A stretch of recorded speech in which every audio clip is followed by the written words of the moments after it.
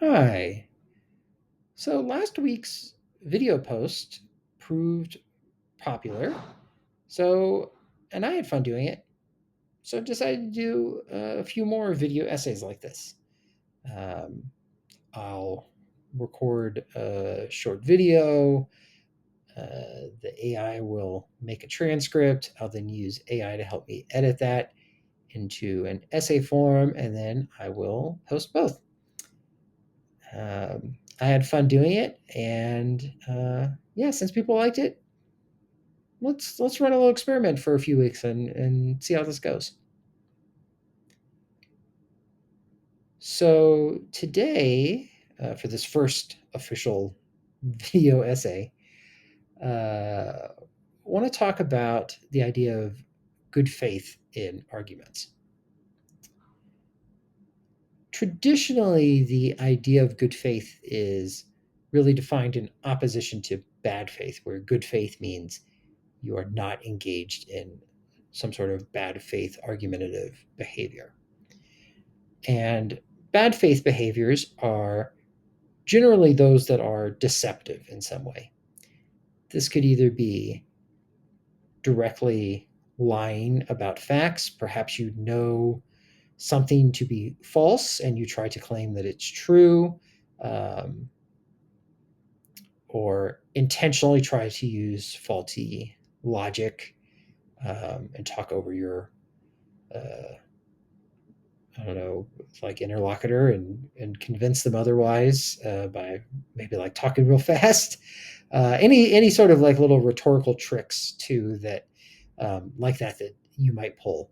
Um, any of those things that could really um, be used to not be arguing straightforwardly. And I think that's the opposite. Is that's what good faith would mean is um, you are arguing in a straightforward way and not intending to deceive.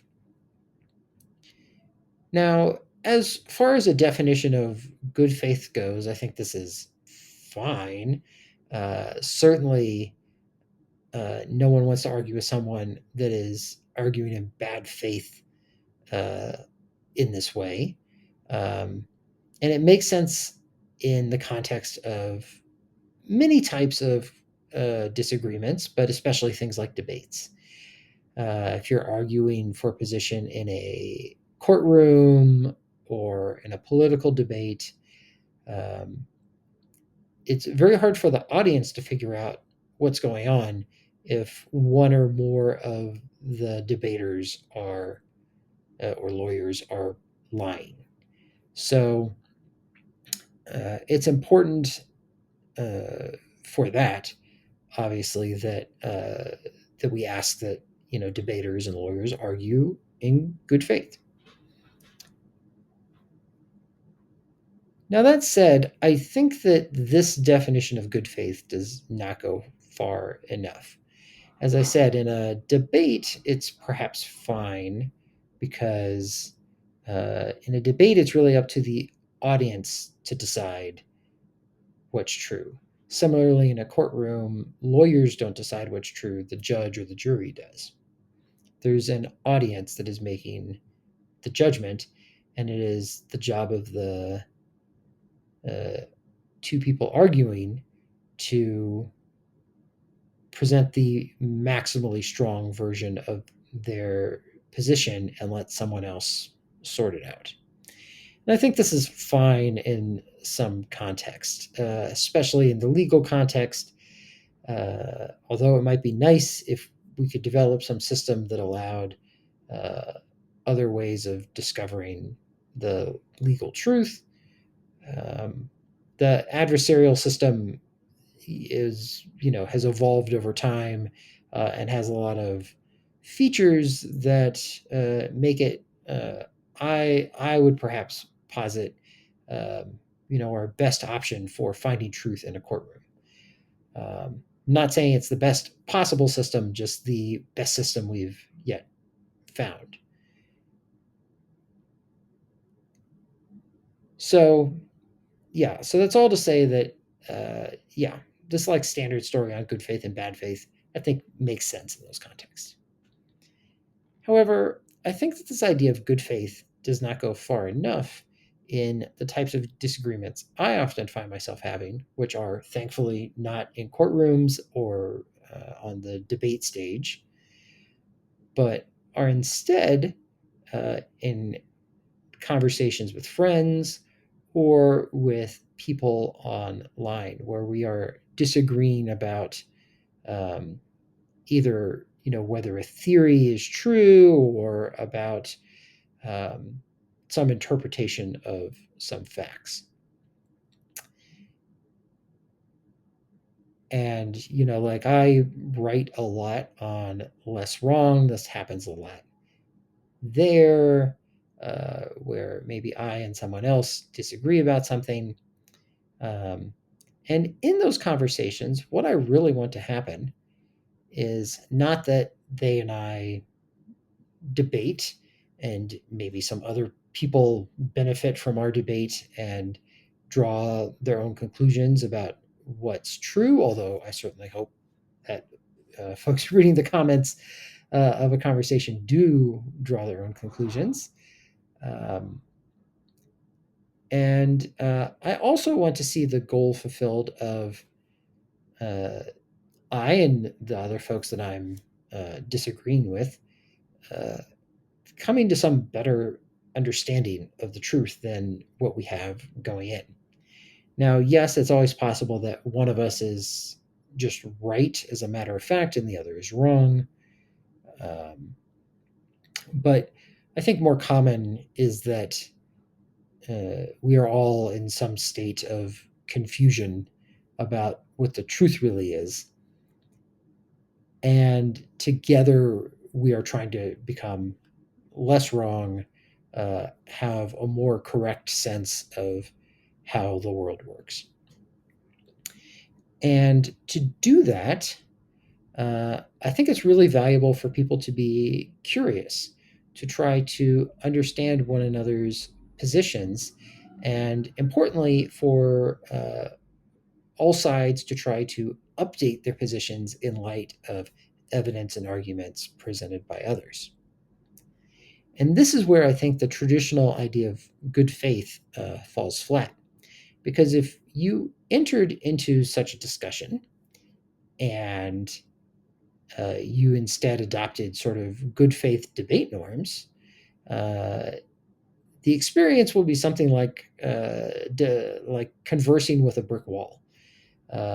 Because if you have adopted these debate norms, what you should really do is dig into your position, argue for it in the maximal way, and give the least amount of charity possible to everyone else. And for me, and the kind of conversations I want to have, this ends up feeling like bad faith because there's no curiosity, there's no attempt to update. Um, there's just an attempt to push a position um, and perhaps let others decide if it is true or not. What I think is better is if in these conversations um, we can engage with one another to try to figure out together what's true. This often means trying to make sense of the other person's position, offering them some charity, perhaps not maximal charity, but some amount of charity in light of the fact that conversations are hard. Sometimes it's difficult to explain what we mean, or we think we've explained clearly, but the other person understands our words in a way that we did not expect. Um, and in addition to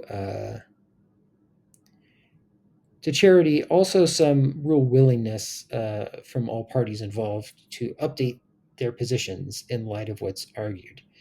Um, because otherwise, we're not really seeking truth together. It's more like one person is seeking truth, and the other person is just holding their position um, and refusing to budge. Now, of course, there's lots of degenerate cases here. I don't want to say that, like, if someone's position is that uh, the moon is made of cheese, and the other person's position is that, like, no, we've been to the moon. It is clearly not made of cheese.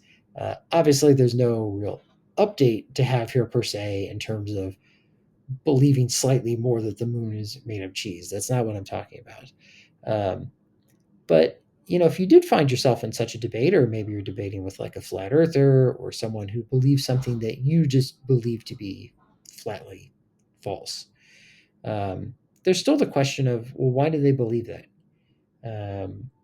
What are the causes of them coming to have that belief? What is the crux of your disagreement? What are the things that they believe that you disbelieve, that ideally, if one or both of you changed your minds, then the downstream beliefs that you were disagreeing about would also change and update.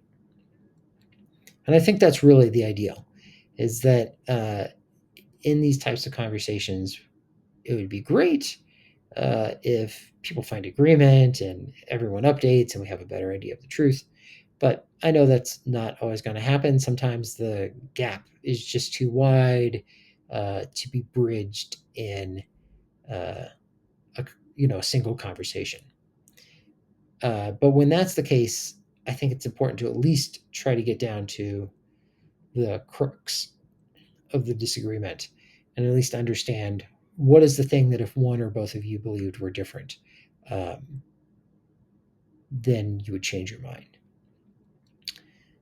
So, anyway, this is my idea of what good faith really means. Um, and I don't think it's that radical a position. Um, but I had a conversation maybe a month or two ago with someone who sort of felt differently. And that's why I thought, well, maybe it'd be nice to talk a little bit about this. Um, because I really think these sort of norms around what I'm talking about, where in a conversation you have curiosity, you're trying to update, you're offering charity, really leads to better conversations in terms of finding the truth. Um, Even if it is a different sort of model than perhaps what the debate model is. So that's it for this week. Uh, Let me know what you think, and I'll talk to y'all later.